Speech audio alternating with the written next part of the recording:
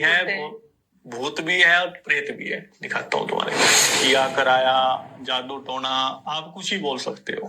किसी भी प्रकार की नेगेटिविटी की समस्या किसी को होती है तो उसका इलाज हमारे दरबार में किया जाता है माँ भगवती के आशीर्वाद से, गुरु गोरखनाथ जी के आशीर्वाद से, माता महाकाली के आशीर्वाद से, पवन पुत्र हनुमान जी के आशीर्वाद से। सौरभ आस्क ऑफिशियल, आज फिर से हम कुछ स्पिरिचुअलिटी की बातें करेंगे और आज हमारे साथ हमारे जो गेस्ट हैं वो हैं विक्रम राणा जी, जिनको मैं प्रणाम करूंगी। प्रणाम जी। विक्रम राणा जी, जैसे कि मैंने आपको बताया, ये दरबार भी लगाते हैं अपना और उसके साथ राम कथाएं भी करते हैं। तो विक्रम जी, क्योंकि आप पहले आर्मी को सर्व कर चुके हैं, तो इस फील्ड में कैसे आपका आना हुआ और आर्मी के क्या एक्सपीरियंसेस थे वो हम जानना चाहेंगे। क्यों आपने आर्मी छोड़ी, ऐसी क्या कंडीशंस उत्पन्न हुई कि आपको आर्मी छोड़ के ये लाइन चूज करनी पड़ी?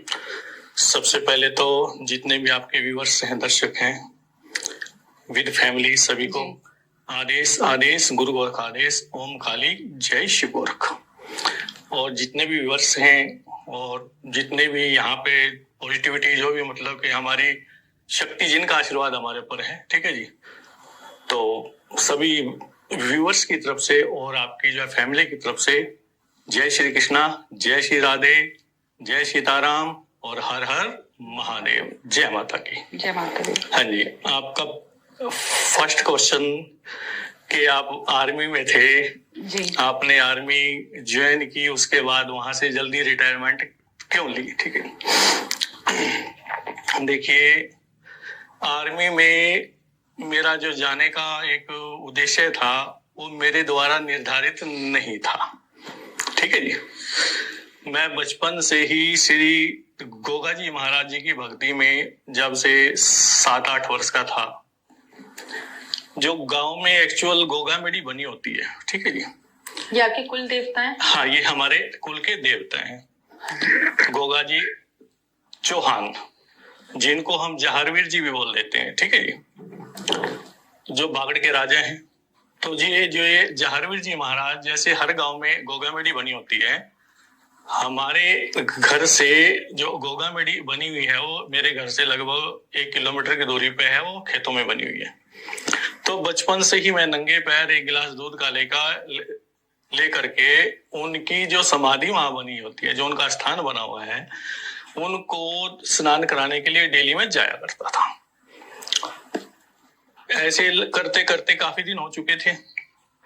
एक दिन गोगा जी महाराज जो है साक्षात नीले घोड़े पे सवार, अद्भुत रूप, Let's mix things up. I want your suggestion.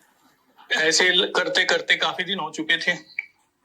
एक दिन गोगा जी महाराज जो है साक्षात नीले घोड़े पे सवार, अद्भुत रूप, निराला, जो बहुत ही कम लोगों को देखने में मिलता है, जिन्होंने लाख लाख वर्ष की तपस्या साधु संतों ने कर ली हो पूर्व जन्म से लेकर आज तक, उनको ये दर्शन होते हैं, नसीब होते हैं।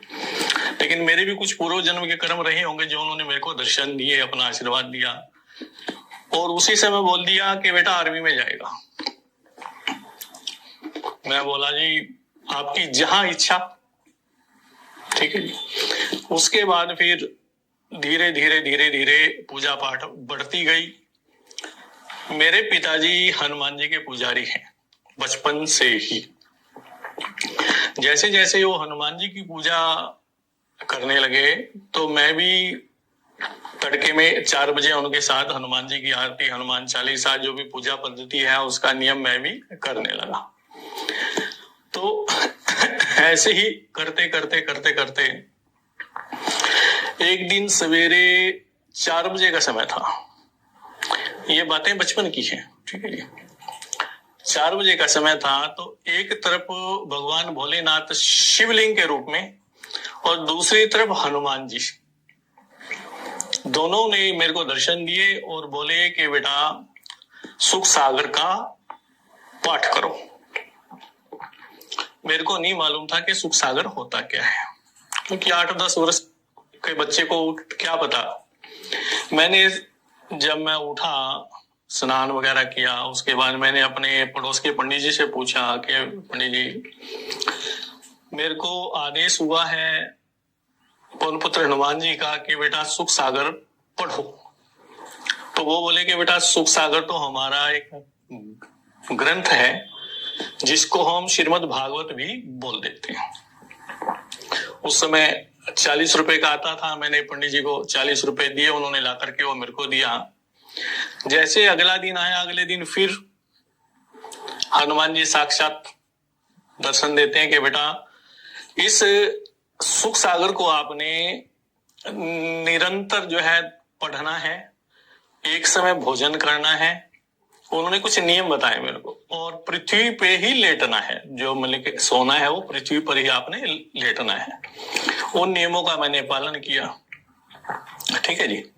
उन नियमों का पालन करते करते करते करते कुछ दिन और मतलब अपना व्यतीत हुए। जैसे कुछ दिन व्यतीत हुए उसके बाद हनुमान जी का आदेश हुआ कि बेटा भगवान भोलेनाथ के व्रत करो। तो मैंने स्टार्ट कर दिया व्रत, जो जो नियम उन्होंने मेरे को अपना बताया उस हिसाब से। थोड़ा सा मैं आपसे क्वेश्चन पूछना चाहूंगी। आप शरण में गए हनुमान जी की, जी, हनुमान जी ने ही आपसे शिव जी के व्रत करवाए? शिव जी का व्रत करवाया। लेकिन आपकी आस्था किसकी तरफ थी? देखिए मेरी आस्था तो हनुमान जी की तरफ थी। अब हनुमान जी रुद्र के 11वें अवतार हैं जी, भगवान भोलेनाथ का ही दूसरा रूप है वो भी, ठीक है जी। और भोलेनाथ तो जगत गुरु है, ठीक है जी, पूरे जगत के पिता है, ठीक है जी। नहीं, लेकिन जैसे हम सब बात करते हैं एक साधे सब सदे, सब साधे सब जाए, ऐसा बोला जाता है। एक को साधे जो भी आपने अभी बोला है सब यानी के सदे, ठीक है जी। लेकिन अब यहाँ पे मेरा एक क्वेश्चन उठता है, जब पांडवों के साथ भगवान श्री कृष्ण साक्षात थे तो उन्होंने अर्जुन को भगवान भोलेनाथ की तपस्या करने के लिए क्यों कहा? पाशुपत जो एक अस्त्र होता है उसको लेने के लिए क्यों कहा? वो तो साक्षात थे जी। और क्यों उन्होंने माँ भगवती की आराधना करने के लिए कहा? इस बात से मैं पूरा आपका के साथ सहमत हूँ, बट मेरा कहने का मतलब है जैसे हम जिसकी तरफ समर्पित होते हैं जी, पूर्ण भाव से सिर्फ वही एक पूर्ण भाव से। देखिए इष्ट मेरे हनुमान जी हो गए, ठीक है, लेकिन उनका जो मेन उद्देश्य था कि मेरे को संपूर्ण ज्ञान की प्राप्ति करवाना, तो उन्होंने आपको अलग अलग भेजा। जी जी जी।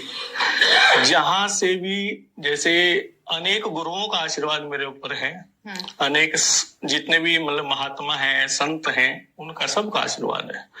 हर एक गुरु से मिलवाया जिसके पास जो भी एक अच्छी पॉजिटिविटी कहो या मतलब कि सामग्री कहो, वो उन्होंने उनसे मेरे को दिलवाई।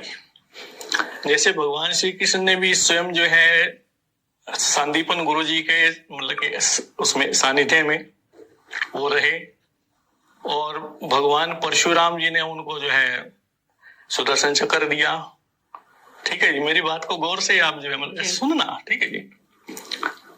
तो हर चीज का एक महत्व होता है, हर चीज का एक रीजन होता है, कुछ उद्देश्य होता है। उस उद्देश्य की प्राप्ति के लिए ही उन्होंने पवन पुत्र हनुमान जी ने, हर चीज का एक उद्देश्य होता है, उसका कोई रीजन होता है। हम यदि कोई शक्ति हमारे से कुछ करा रही है तो उसका कोई रीजन होता है, कोई उद्देश्य होता है कि हमने किस चीज की प्राप्ति करनी है, उस प्राप्ति के लिए, ठीक है। तो उन्होंने कहा कि बेटा आप 41 दिन के भगवान भोलेनाथ के व्रत कीजिए, ठीक है जी। मैंने व्रत किए, जो जो नियम पालन थे उनका मैंने किया। जैसे 40वां दिन आया, 41वें दिन क्या होता है, उद्यापन करना होता है उस व्रत का, ठीक है। उद्यापन करना होता है, उद्यापन का सामान मैं एक दिन पहले सारा ले आया। 40वें दिन रात्रि में ही फिर वही भगवान भोलेनाथ आ गए, वही बागंबरधारी रूप, नाग गले में जटा, डमरू हाथ में त्रिशूल, और अद्भुत रूप कर्पूर गौरम करुणावतारम संसार सारम भुजगेंद्र हारम सदा वसंतम हृदय विंदे भवम भवानी सहितम नमामि, ठीक है। क्या रूप है जी, आनंद आ गया मेरे को। उन्होंने भी वही बात रिपीट की कि बेटा आर्मी में जाओगे। मैं बोला जी जैसी आपकी इच्छा। अब हम आपके चरण में आ गए। हाँ, वहां से नित्य प्रति रूप एक ऐसी रूपरेखा बन गई कि मेरे आगे आगे सर्प चलता था मेरे को रास्ता दिखाने के लिए, लेकिन वो सर्प केवल मेरे को ही दिखाई देता था, किसी और को नहीं दिखाई देता था। ठीक है जी। अच्छा, जैसे हम ऑफ द कैमरा भी आपसे बात कर रहे थे, आपने मुझे वर्णन किया था कि जब आपको शिव जी दिखाई दिए वो पूर्ण आपको नीले रंग में दिखाई दिए। जी देखिए, मैं थोड़ा सा समझाऊंगी, क्योंकि हमने जहाँ तक पढ़ा है नीलकंठ उनका नाम या नीला वर्ण उनको तब हुआ था, मात्र गले में हुआ था, वो भी कहा जाता है जब उन्होंने जहर धारण कर लिया था, सभी का जहर विष को धारण किया। अदरवाइज जैसे आपने अभी मेंशन किया कर्पूर गौरम, वो कपूर के बराबर सफेद रंग के हैं, इसलिए उनको कर्पूर गौरम कहा गया। लेकिन आपको नीले रंग के शिव जी क्यों दिखाई दिए? देखिए, भगवान भोलेनाथ जो हैं भगवान राम की उपासना करते हैं। ठीक है जी, ठीक है। और भगवान राम कौन है? विष्णु के अवतार हैं। नीलांबुज श्यामल कोमलांग सीता समर्पित भागम पाणो महासाय चारो चापम नमामि रामम रघुवंश नाथम। तो वो उनका कोई एग्जिट रूप, जो उनका रूप है वो तो है ही है, लेकिन वो किस भक्त को किस रूप में दर्शन दे रहे हैं उनकी इच्छा है। तो जो ऐसी उनकी इच्छा रही होगी उस हिसाब से उन्होंने मेरे को अपने अद्भुत रूप का दर्शन कराया है। ठीक है जी। उसको तो मैं भी कुछ नहीं बोल सकता, आप भी कुछ नहीं बोल सकते उसके लिए। ठीक है, मन में एक्चुअली कि अगर हम पॉडकास्ट कर रहे हैं क्वेश्चन आंसर्स तो मन में आएंगे ही आएंगे। बिल्कुल बिल्कुल बिल्कुल जी, होना भी चाहिए, क्योंकि हमेशा हमने जब सुना है तो यही सुना है कि वो कर्पूर गौरम बोला जाता है, इतने सफेद हैं, जी जी जी, इतने सुंदर हैं। देखिए, किसी भी रूप में वो हमारे को दर्शन दे सकते हैं। ठीक है, देने को तो फिर माता रानी कन्या के रूप में भी दर्शन देके चली जाती है। हुए हैं जी, हमारे को तो हुए, हम तो स्पष्ट बोलते हैं हमारे को हुए हैं। ठीक है जी, ऐसा कोई देवी देवता नहीं जिन्होंने, हनुमान जी ने जिनके दर्शन मेरे को ना कराए हो, जिनका आशीर्वाद ना हो। ठीक है, लेकिन यहाँ पे कुछ लोग जो ऐसे भी होंगे कि भाई इतना बड़ा तपस्वी है, ठीक है जी, तो फिर गुफा में जाके अपना माला लेके अपना उसमें साधना में न बैठो, वही फिर सांसारिक किस लिए। लेकिन गृहस्थ धर्म सबसे बड़ा धर्म माना गया है। ठीक है, इस गृहस्थ आश्रम में जो व्यक्ति रह करके अपने परिवार का पालन पोषण करते हुए, पूजा पाठ करते हुए अपने नियम का, धर्म का पालन करेगा, उससे बड़ा कोई नियम नहीं है। गृहस्थ आश्रम को सबसे बड़ा आश्रम माना गया। माना गया कि नहीं माना गया? माना गया जी। अब कुछ पूर्व जन्म के कर्म रहे होंगे, जब भी मेरी मतलब शादी कराई, बाल बच्चे उत्पन्न कराए, तो उनका भी कुछ लेखा जोखा होगा, हिसाब किताब मेरे को उनको कुछ देना होगा भाई, जब भी तो, अन्यथा मेरे को सन्यासी बना देते हो। कभी आपके मन में ये विचार आया है कि आपको आपके गोगा महाराज जी जैसा आप बोलते हैं, या भगवान शिव ने बोला कि आप आर्मी में जाएंगे, उसके बाद फिर आपने आर्मी क्यों छोड़ी? अगर भगवान का दिया हुआ एक वो कर्म था कि जो आपको निभाना चाहिए था, ये मन में क्वेश्चन हम सभी के आएगा जैसे है। इसका भी एक रीजन है। आर्मी में रहते रहते माँ भगवती कहो, चाहे भगवान भोलेनाथ कहो, चाहे हनुमान जी कहो, ठीक है जी, मतलब शक्ति एक है, उसके रूप और नाम अनेक है। ठीक है जी, ठीक है जी। तो आर्मी में रहते रहते भी उन्होंने कर्नल तक का, और जितने भी वहाँ अधिकारी थे, जितने भी सिपा जो भी थे, मतलब उनका भला वहाँ रहते रहते कराया है। आर्मी की बात मैं आपको बताता हूँ। मेरा क्वेश्चन अलग है आपसे थोड़ा सा। मेरा क्वेश्चन ये है, जब भगवान ने ही आपको डायरेक्शन दिया जी, मेरा कहने का तात्पर्य कुछ थोड़ा सा अलग है। जब स्वयं भगवान ने आपको ये बोला कि आप आर्मी में जाएंगे, आर्मी की दिशा आपके लिए चुनी कि आप मतलब स्वयं धरती को सर्व करें, इससे बड़ी क्या ही होगी, क्या चीज होगी, बहुत बड़ा काम है वो, और शायद हर किसी के लिए पॉसिबल नहीं है, इसलिए कुछ लोगों को चुना जाता है।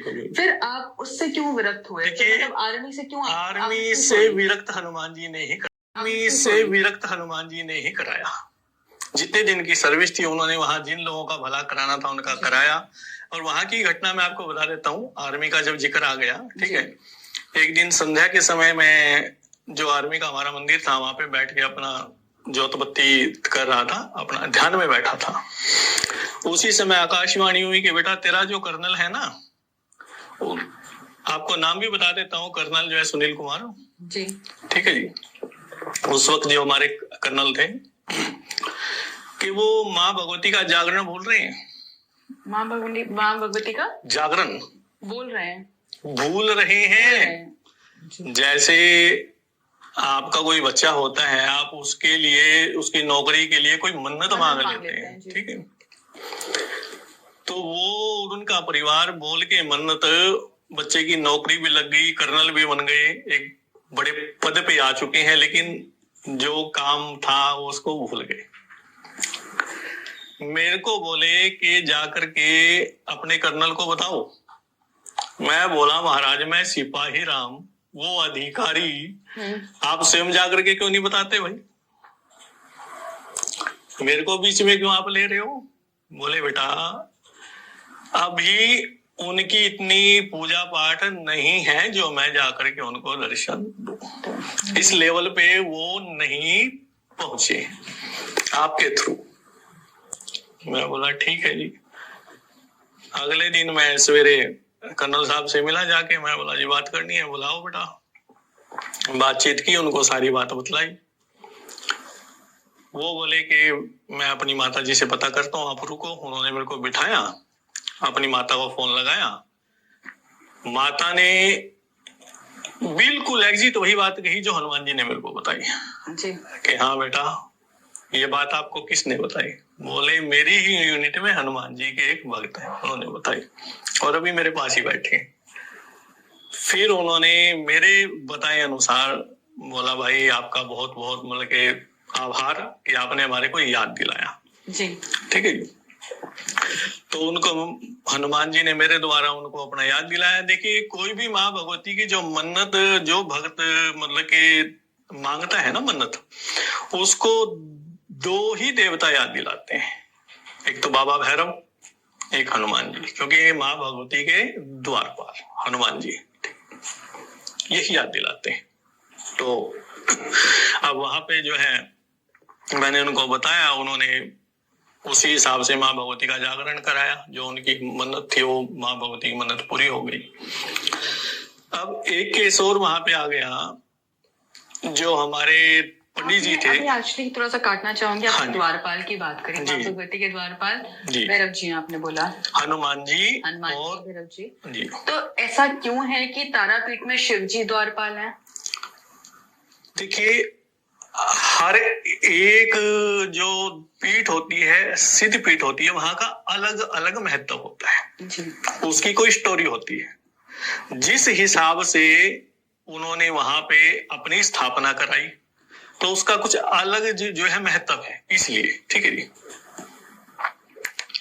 हर सिद्ध पीठ का अलग अलग महत्व